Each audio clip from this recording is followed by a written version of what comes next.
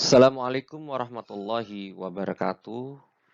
Salam sejahtera untuk kita semua. Kembali lagi di kuliah teknologi sediaan padat. Kali ini kita masuk ke tablet yang termodifikasi. Yang pertama adalah Gastro-Retentive Drug Delivery System ya, atau biasa disebut dengan GRDDS ya. Tentu biasanya Anda biasanya dengar tablet yang konvensional ya, yang biasa. Tapi kali ini kita masuk ke tablet yang termodifikasi.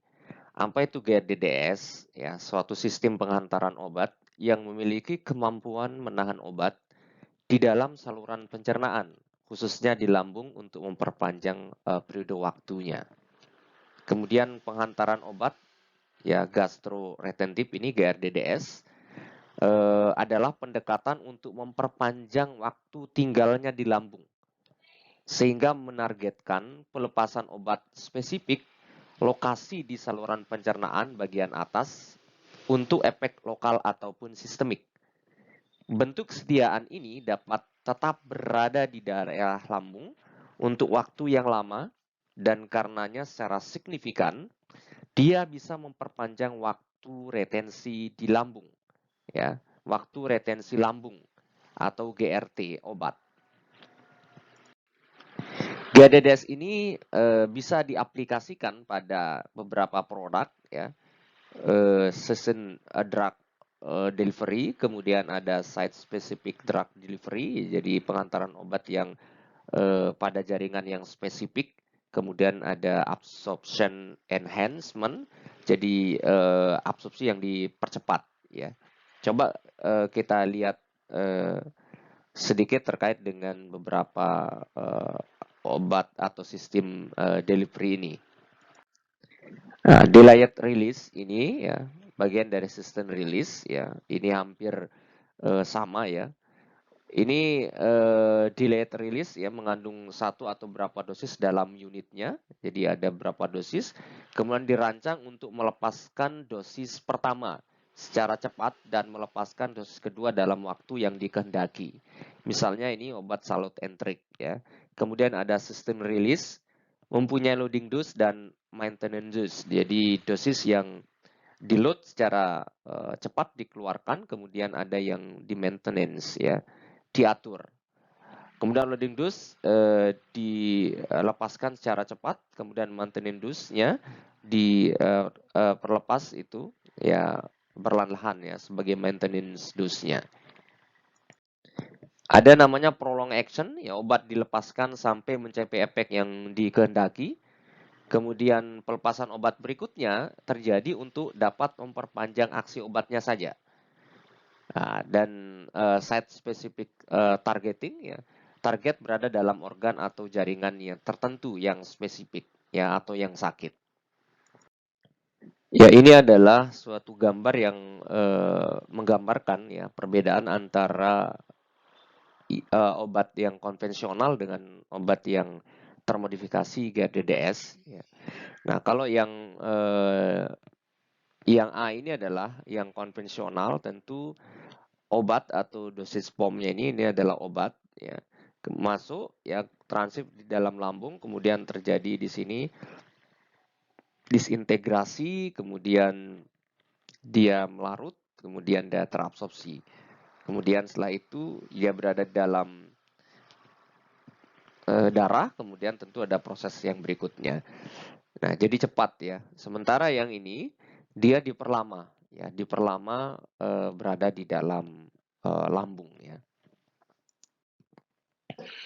Keuntungan dari GRDDS ya mampu meningkatkan bioavailabilitas, mengurangi obat yang terbuang dengan sia-sia, meningkatkan kelarutan obat-obatan yang kurang larut pada lingkungan pH yang tinggi. GRDDS juga memiliki kemampuan untuk menghantarkan obat-obatan secara lokal di dalam lambung, ya contohnya misalnya antacid dan anti Helicobacter pylori, ya dan usus kecil bagian atas. Ya, keterbatasannya yang pertama adalah diperlukan konsentrasi cairan yang cukup tinggi di dalam lambung untuk daya apung pengantaran obat, mengapung di dalamnya dan untuk bekerja secara efisien. Yang kedua, Sistem plotting tidak cocok untuk obat-obatan yang memiliki masalah kelarutan atau stabilitas dalam cairan gastrik atau lambung. Yang ketiga adalah obat-obatan yang diabsorpsi secara baik. Maksudnya adalah obat-obatan yang diabsorpsi secara baik sepanjang saluran pencernaan dan yang menjalani first pass metabolisme yang signifikan mungkin kurang pas untuk GRDDS. Karena pengosongan lambung yang lambat dapat menyebabkan penurunan biomobilitas sistemik. Kemudian yang keempat adalah obat-obatan yang iritan terhadap mukosa lambung tentu tidak cocok untuk GRDDS. Kita lihat teknik GRDDS seperti apa. Yang pertama adalah teknik plotting. Ini mekanismenya yaitu mengapung di permukaan cairan lambung karena memiliki bulk densities ya yang lebih rendah dari cairan lambung. Jadi kerapatannya, densitas bulknya itu lebih rendah dari cairan lambung sehingga dia mengapung dan sehingga dapat memberikan waktu tinggal yang lebih lama di dalam lambung tanpa mempengaruhi kecepatan pengosongan lambung. Saat sistem mengapung, obat akan terlepas secara berlahan. Sistem plotting harus memenuhi beberapa kriteria, antara lain memiliki struktur yang dapat membentuk kohesif gel barrier, memiliki densitas lebih rendah dari cairan lambung, nilainya seperti yang Anda lihat, kemudian dan melarut dengan cukup perlahan untuk memfasilitasi efek yang panjang. Secara umum, teknik ini dibagi menjadi dua, ada non-effervescent dan effervescent. Ini kita lihat gambarnya, jadi ini densitasnya lebih rendah daripada cairan lambung sehingga dia berada di atas ya, di sini. Nah, ini adalah misalnya tablet. Nah, kalau ini adalah tentu dia mengapung di dalam cairan lambung ya. Nah, posisinya ini pas di atas cairan lambung. Sehingga ada diperlama tinggal dengan dilepaskan secara berlahan. Yang kedua adalah teknik high density atau pellet. Ini teknik high density ini merupakan bentuk sediaan dengan densitas lebih dari 1,004 gram per cm kubik untuk dapat tinggal di dalam lambung lebih lama. Jadi densitasnya harus segini untuk bisa lebih lama berada di dalam lambung. Sediaan dengan sistem ini di lambung akan tenggelam menuju ke dasar lambung. Nah, densitasnya lebih tinggi berarti daripada cairan lambung. Karena memiliki bulk densitas yang lebih kecil dari air. Ya. Sehingga dapat bertahan di lambung lebih lama. Jadi dia berada di dasar lambung ya. Seperti yang Anda lihat ini. Ya. Dikatakan di sini penggunaan GRDDS dengan sistem ini jarang ya. Karena sangat sulit untuk dibuat dalam skala besar dan membutuhkan material kering dalam jumlah yang banyak. Teknik yang ketiga adalah mukoadesif. Sediaan berinteraksi dengan permukaan mukus sehingga akan bertahan di dalam lambung lebih lama. Jadi strateginya untuk bertahan lama dia harus berinteraksi dengan permukaan mukus ya dan meningkatkan konsentrasi obat di dalam lambung. Mekanisme mukoadesif terdiri dari dua tahap, yaitu tahap pembasahan dan tahap konsolidasi. Material yang biasa digunakan dalam teknik ini adalah makromolekul hidrofilik. Hidrofilik Anda ketahui adalah hidro itu suka air ya, filik itu suka. Jadi suka air yang mengandung banyak ikatan hidrogen. Kita lihat ini adalah gambarnya, dia berikatan dengan mukus ya, yang ini. Ya, sediaan akan tinggal dalam waktu yang lebih lama sampai proses adhesi berakhir selama beberapa jam, lebih dari 7 sampai 8 jam berada pada segmen saluran cerna. Sistem bio atau mukoadesif merupakan suatu sistem yang menyebabkan sediaan dapat terikat pada permukaan sel epitel lambung atau mucin. Nah, penggunaan polimer bioadesif dalam sistem pengantaran obat, pelepasan terkontrol, memberikan keuntungan yang tinggi ya, termasuk yang pertama adalah waktu tinggal yang lama di tempat penyerapan ya, atau absorpsi. Kemudian yang kedua adalah peningkatan waktu kontak dengan mukosa penyerap ya. Kemudian yang ketiga adalah lokalisasi di wilayah tertentu untuk meningkatkan ketersediaan hayati obat atau bioavailabilitas obat. Coba kita lihat ini ya, bagian ini adalah dosage form, ini adalah obatnya. Kemudian dia kontak ya dengan mukus ya. Ini permukaan dari mukus ya, interaksi, area interaksinya ini. Kemudian terjadi proses pembasahan dan konsolidasi seperti tadi yang dijelaskan. Teknik yang keempat adalah expandable system atau swelling. Ya, pembuatan tablet atau sistem obat dilakukan dengan menggunakan berbagai macam polimer. Mekanisme dari sistem ini, ya, setelah obat ditelan, kemudian kontak dengan cairan lambung, ya, obat akan mengembang hingga 12 sampai 18 mm agar tidak dapat melewati otot filorus ya. Jadi dia, kita lihat ini masuk ya, ini masuk, obatnya masuk, kemudian dia di dalam cairan lambung, dia akan mengembang ya sampai dengan ini ya, volume besar sehingga dia tidak akan lewat dari filorus ini, dari sini. Ya, dia tidak bisa dilewat karena obatnya lebih besar. Maka dari situ kemudian dia akan selalu berada di dalam lambung, seperti yang Anda lihat seperti ini. Itu teknik yang namanya swelling atau pengembangan. Nah, kita lihat ini ya. Ini gastrik ya, maka dia akan membesar ini. Ya, besar, kemudian baru pelan-pelan dilepaskan obatnya atau dirilis ya. Seperti yang Anda lihat di gambar ini. Ini adalah tabel kesimpulan yang membedakan antara beberapa teknik tadi ya, baik itu plotting sampai dengan swelling. Ini adalah mekanismenya, kemudian kelebihannya, kemudian kekurangannya. Contohnya misalnya plotting ya, ini sediaan akan tenggelam dan tertinggal pada bagian bawah lambung. Kemudian kelebihannya acceptable bagi pasien ya. Tidak ada resiko dosis dumping, mengurangi frekuensi penggunaan dan meningkatkan ketersediaan hayati. Sesuai untuk penggunaan lokal di lambung. Sudah banyak digunakan di pasaran, tetapi kekurangannya membutuhkan volume cairan lambung yang banyak untuk dapat mengapung dan bekerja efektif. Memungkinkan untuk menempel satu sama lain atau hancur di saluran pencernaan. Nah, nanti Anda lihat untuk yang high density, mukoadhesif, dan swelling ya. Ini adalah tabel ya, beberapa obat yang termasuk teknik plotting, kemudian yang tablet dengan yang kapsul, kemudian mikrospheres ya. Ini adalah teknik yang plotting ya. Ini adalah obatnya, misalnya ini adalah paracetamol, asetil salisilat, asam asetil salisilat ya, ampicillin, amoxicillin, dan seterusnya.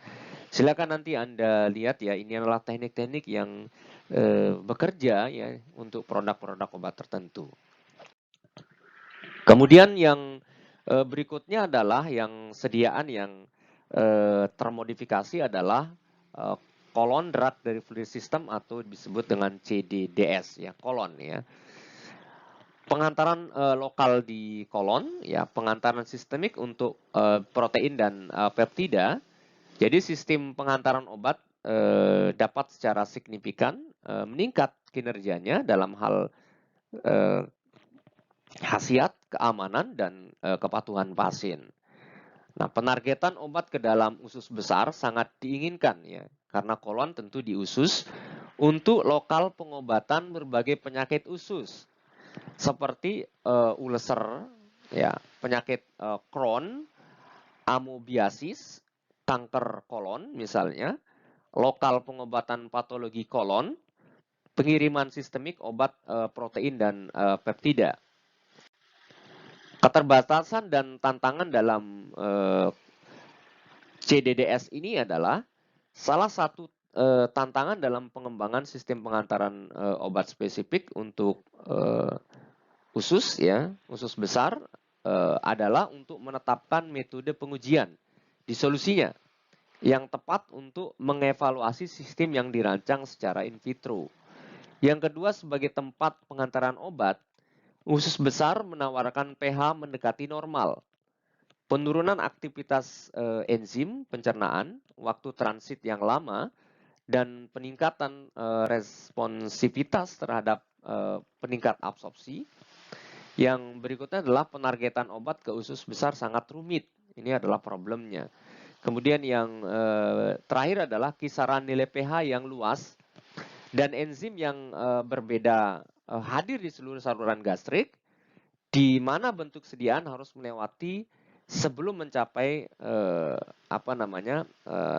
situs atau target ya, yang memperumit keandalan dan efisiensi pengirimannya. Untuk produk CDDS tentu membutuhkan polimer. Nah, polimernya ada yang alami dan ada yang sintetis. Yang alami bisa pakai gum, ya, pakai pektin, inulin, ya, siklodextrin, dextran, kondroitin, ya, sulfat, karet boswellia, amilase, kitosan. Ya. Kemudian yang polimer sintetik ada selak, etil selulose, ada selulose asetat, kemudian ada HPMC, ya, kemudian ada polivinil asetat petalat, ya, eudragis, hidroksipropilmetil selulose asetat suksinat atau HPMCAS, ya. Ini adalah polimer-polimer yang digunakan ya untuk sediaan CDDS. Ini adalah skema atau diagram teknologi CDDS, ya, obat yang larut di kolon atau usus. Kita lihat tentu obat ketika diminum dia akan transit di lambung ini, ya, di lambung, ya, di stomach, ya. Nah, karena obatnya itu disalut ya dengan suatu membran yang tahan asam, maka ketika dia di lambung dia tidak rusak oleh asam lambung, tetapi dia masuk ke intestin, kemudian dia sampai di kolon, ya, sampai di kolon. Ya, kemudian ini terjadi digesti, ya, atau pelarutan laktulose, ya, dari mikrobiota normal, sehingga menghasilkan ya cairan asam yang banyak. Nah, cairan yang banyak ini kemudian dia akan melarutkan coating membran yang bersifat asam ini, tahan asam ini. Kemudian dari sini dia akan melepaskan obatnya, ya, seperti yang Anda lihat ini. Nah, yang di samping ini adalah skematik dari kapsul, ya. Ini adalah cupnya, ini kepalanya yang merah, kemudian ini badannya yang larut air. Kemudian ini adalah obatnya ya yang coklat ini. Ini adalah hidrogelnya atau plaknya. Ini adalah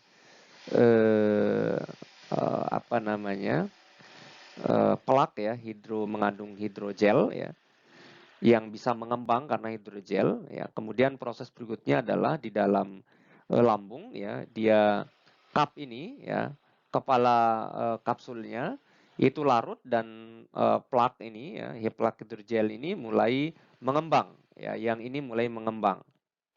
Nah, setelah dia mengembang tentu dia akan sampai di intestin ya, di dalam usus ya, kemudian ini rilis ya, plak ini atau hidrogel ini akan rilis ya, dikeluarkan, kemudian obatnya akan keluar perlahan-lahan ya. Ini adalah skematik dari kapsul teknologi CDDS. Beberapa teknik yang digunakan dalam sistem pengantaran obat lewat kolon, yang pertama adalah dengan matrik. Ini menggunakan polisakarida tahan terhadap enzim bakteri yang terdapat dalam usus sehingga dimanfaatkan untuk target di usus. Polimer ini misalnya ada pektin dan galaktomanan dapat digunakan sebagai core ya. Ini kita lihat ini ya. Ini misalnya ada pektin ya, ini pektin yang ini. Kemudian ini ada citosan ya. Jadi ada citosan, kemudian ada ini ya. Ini adalah intersalat ya, atau LDH set ya. Nah, ini adalah citosan. Jadi semua ini bisa digunakan sebagai matrik ya, lapis ya, dilapis ya. Yang kedua adalah time release ya. Time control release system atau CRS ini merupakan bentuk sediaan pelepasan yang berkelanjutan atau ditunda, dan ini sangat menjanjikan sistem pelepasan obat. Namun karena variasi pengosongan lambung, dalam hal ini waktu transit di usus tidak dapat diprediksi secara akurat, sehingga ketersediaan kolonial kurang. Bentuk sediaan target di usus menargetkan dengan memperpanjang jeda, ya waktu sekitar 5-6 jam. Time release ini terdiri dari 3 komponen penyalut, ya, sebuah swellable lapisan polimer, kemudian polimer hidrofobik yang tidak larut air, kemudian obat yang mengandung tablet inti atau fungsi yang dikeluarkan secara cepat ya. Kemudian contohnya adalah hidroksi lapisan propil selulose atau HPC. Ini berfungsi untuk mengatur waktu pelepasannya. Ya, sekali lagi ada 3 lapisan, dan lapisan yang ketiga adalah lapisan entrik yang tahan terhadap asam. Ya, sehingga dia tentu tidak rusak di dalam lambung tadi. Nah, tablet ini tidak melepas obat di lambung akibat perlawanan asam dari luar lapisan entrik. Nah, seperti ini adalah teknik dari CDDS, itu salah satunya adalah time release. Kemudian yang ketiga adalah teknik bioadesivitas sistem ya, dan kontrol osmotik, pengantaran dengan mengontrol osmotiknya. Sistem bioadesif juga telah dimanfaatkan untuk memberikan obat ke dalam usus. Ya, polimer juga dapat digunakan untuk penghantaran obat untuk usus besar dengan adesi dari bentuk sediaan pada mukosa. Kemudian sediaan termodifikasi berikutnya adalah ODT atau FDT dengan berbagai teknik pembuatan. Apa itu FDT atau fast dissolving tablet? Ini dikenal sebagai tablet yang melarut di dalam mulut, ya. Meleleh di dalam mulut, tablet berpori, tablet dengan cepat tanpa membutuhkan air. Ya, jadi dia cukup dengan cairan yang ada di rongga mulut, itu dia akan melarut tanpa ada air yang digunakan. Tablet harus dapat menutupi rasa pahit dari obat serta mampu melepaskan obat ketika bahan pengisi tablet melarut. Dan zat aktif obat ikut tertelan bersama air liur. Bioavailabilitas obat FDT ini secara signifikan lebih besar dibandingkan tablet yang konvensional. Jadi tablet yang biasa melarut dengan cepat di lambung. Karena kecepatan disintegrasinya kurang dari 1 menit. Ya. Waktu hancurnya itu kurang dari 1 menit di dalam mukosa mulut ya. Sehingga dia memiliki bioavailabilitas akan lebih baik ya dari sediaan tablet yang konvensional. Keuntungannya dibanding konvensional, yang pertama, meningkatkan kepatuhan karena lebih nyaman digunakan. Ya, karena manis yang pertama tadi, kemudian hanya ditaruh di rongga mulut ya. Kemudian tidak membutuhkan air dan tidak perlu dikunyah dalam pemakaiannya. Kemudian yang ketiga, memperbaiki rasa obat yang cenderung pahit. Kemudian meningkatkan stabilitas obat, kemudian pelepasan dan absorpsi zat aktifnya lebih cepat tentunya. Ini adalah tabel ya bahan pengisi yang sesuai dengan teknik FDT. Ini adalah beberapa bahan pengisi yang digunakan, mulai dari siklodextrin, kemudian magnesium stearat, laktosa, manitol, dan seterusnya. Nah, teknik pembuatannya bisa cetak langsung, bisa granulasi basah, bisa spray drying ya, penyemprotan kering, kemudian juga bisa freeze drying ya dengan cara pengeringan beku. Kemudian ada molding ya, pewarnaan ini. Fungsinya teknik penggunaannya adalah pewarnaan ya, kayak mannitol, sodium, CMC ya gitu ya. Nah, ini waktu larutnya ya bervariasi. Ya, kalau direct kompresi 5 sampai 50 15 sampai 50 detik dan seterusnya ya. Nanti Anda lihat. Tablet pada umumnya tidak harus memodifikasi rasa. Karena asumsinya tablet akan segera masuk ke dalam lambung tanpa tinggal lebih lama di dalam rongga mulut. Ya. Teknik pembuatan FDT ini yang pertama adalah kempa langsung. Ya, metode paling sederhana tentu. Dan ini sudah kita bicarakan di beberapa materi yang lalu. Kemudian ada freeze drying, ya, di mana dilakukan sublimasi ya, komponen air dengan pembekuan. Pada kondisi dingin akan menghasilkan partikel yang amorf, tablet yang porus dan berpori sehingga mudah hancur dan larut di dalam mulut ya. Prosedur pembuatannya bahan aktif dan bahan pengisi dilarutkan dalam larutan pembawa atau polimer, dituang dalam cetakan blister, kemudian dialiri nitrogen dan disimpan dalam lemari pendingin sampai beku tentunya ya.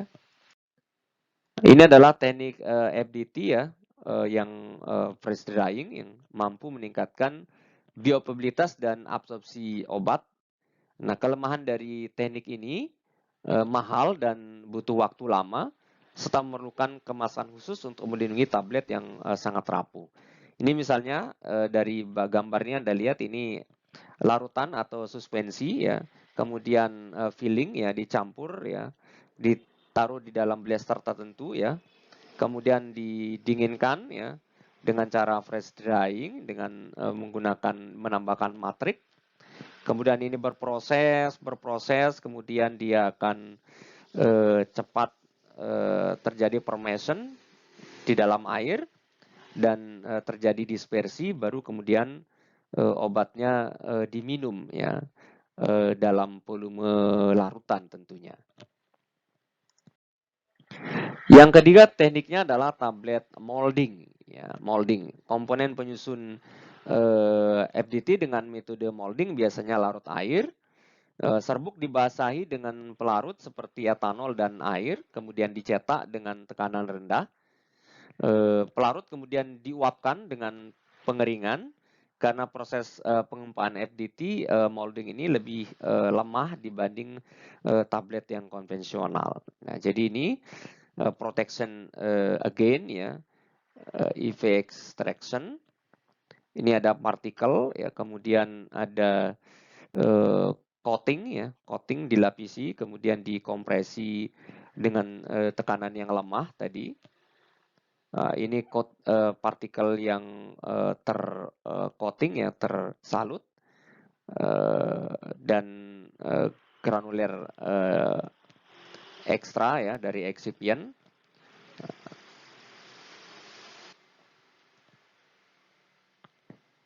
Ini ada multiple polimer ya yang spesial untuk proses coatingnya ya. Sekali lagi dilapisi. Ya. Teknik yang berikutnya adalah spray drying, yaitu adalah penyemprotan kering ya. Teknik FDT ini menggunakan gelatin sebagai bahan pendukung atau tambahan, mannitol sebagai bulking agentnya, kemudian cross carmelosa-sodium sebagai super disintegrannya. Agar FDT memiliki waktu hancur dan disolusi yang baik, maka ditambahkan asam sitrat atau sodium bikarbonat. Ya, teknik pembuatan ini akan menghasilkan serbuk yang disemprotkan memiliki sifat yang porus dan waktu hancur yang kurang dari 20 detik apabila dibuat FDT. Ini adalah gambar prosesnya ya sampai dihasilkan ini ya serbuk yang bersifat tadi ya, yang porus dan waktu hancurnya kurang dari 20 detik apabila dibuat tablet yang FDT. Ya, yang berikutnya adalah cotton candy ya. Ini adalah teknik pembuatan yang unik ya. Disebut permen kapas karena proses pembuatannya menggunakan mesin yang terus berputar ya. Kemudian menghasilkan benang-benang seperti struktur kristal.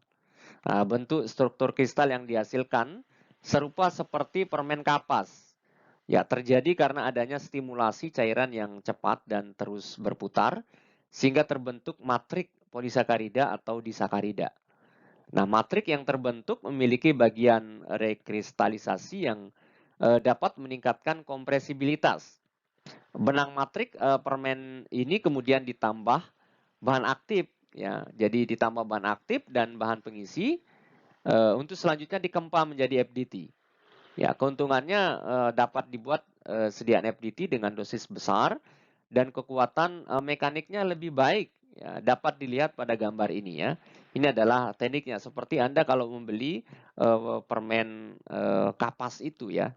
Ini akan terus berputar dan seterusnya. Ya, itu yang bisa saya sampaikan di materi kali ini. Semoga bermanfaat. Ya, selamat belajar. Mudah-mudahan menjadi tambahan ilmu bagi seluruh mahasiswa. Saya cukupkan. Billahi taufiq walhidayah. Assalamualaikum warahmatullahi wabarakatuh.